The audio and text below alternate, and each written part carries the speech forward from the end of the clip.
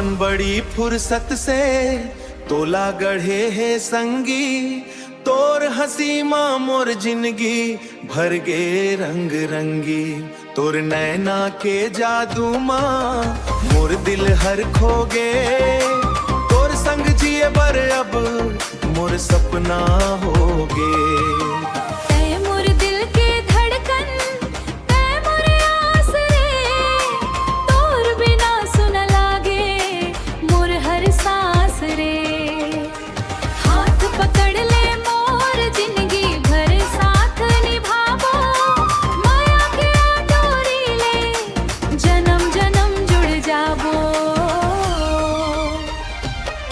भगवान बड़ी फुर्सत से तोला गढ़े है रे, मोर दिल के रानी मोर किस्मत में लिखे है रे।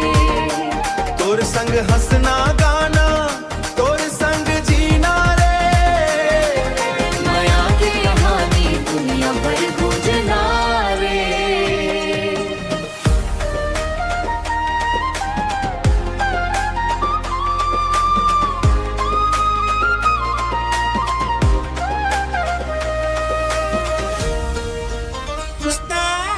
रूप तोर चंदा कस बोली मिश्री घोले, तोर देख देखत संगी मोर मन डोले।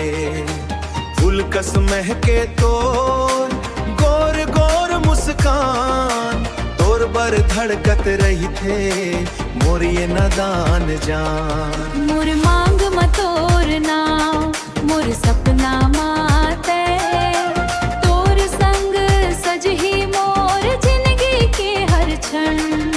सुख दुख माँ संग रहिबो नहीं छोड़ब हाथ, माया की ये कहानी चल ही जन्म भर साथ। भगवान बड़ी फुर्सत से तोला गढ़े है रे, मोर दिल के रानी मोर किस्मत में लिखे है रे। तोर संग हंसना